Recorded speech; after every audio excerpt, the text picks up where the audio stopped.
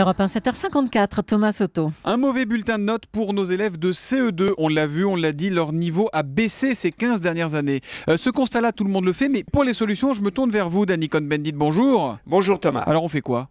Eh bien, l'on fait que l'on doit essayer de rendre l'école qu'un lieu où les jeunes ont envie d'aller. Et pour cela, eh bien, il faut investir dans la pédagogie. Il faut investir dans l'apprentissage de la pédagogie. Vous savez, il y a un film qui nous a tout expliqué. Il s'appelle Le Cercle des poètes disparus de Peter Weyer.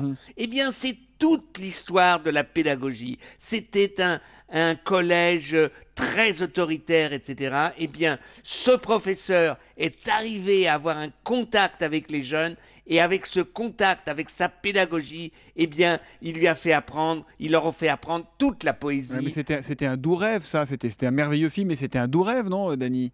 Mais qu'est-ce que ça veut dire, des gros doux rêves ? Moi, je vois, par exemple, mon frère a créé un lycée autogéré avec l'aide de Savary, le Premier ministre de l'enseignement de François Mitterrand. Ils en ont créé 4 et ça a marché.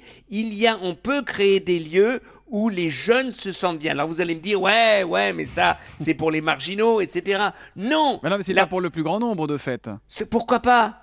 Pourquoi pas faire de toutes les écoles, de tous les collèges, des lieux où on met en avant une nouvelle pédagogie d'innovation. Une pédagogie, c'est de parler, de faire autrement. Par exemple, d'essayer d'abord d'intégrer les jeunes du collège dans le collège. Et puis, avec eux, développer lentement, mais sûrement, l'apprentissage. Je crois que des profs qui ont envie, ils existent. Mais il faut leur donner les moyens et leur laisser le temps de le faire. Moi, j'avais un jeune que je connaissais bien qui m'avait aidé dans ma campagne en 99. Il avait eu, je crois, l'agrégation. Oui. Il était de français. Il voulait enseigner en Seine-Saint-Denis. Il était jeune, il en avait envie. Mais on lui avait rien appris sur la pédagogie. Au bout de 6 mois, il s'est barré. Il a claqué la porte, il n'est plus revenu dans l'enseignement. Danny, on entend toujours dire que le système allemand est bien meilleur. Vous qui vivez la plupart du temps à Francfort, ça reste vrai aujourd'hui? Ça, c'est encore un problème qu'on a nous en France, mais que n'ont pas les Allemands? Je ne sais pas si le système est meilleur, mais moi, quand j'étais adjoint au maire à la ville de Francfort, ce qui m'a toujours étonné quand je recevais des jeunes collégiens qui venaient de France dans les échanges,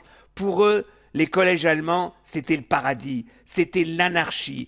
Ils disaient, mais c'est pas possible, chez nous c'est beaucoup plus autoritaire. Oui, je crois qu'il y a dans les collèges allemands une certaine liberté qui permet à beaucoup de jeunes, pas tous, et il y a des tas de problèmes en Allemagne, de mieux s'intégrer et de mieux s'adapter à l'enseignement. Vive la pédagogie, nous dit ce matin Danny Cohn-Bendit. L'humeur de Danny, prix d'excellence de la classe matinale première année d'Europe 1. On vous retrouve lundi à 8h moins 5. À lundi, Thomas. Bonne journée, Danny. Ciao.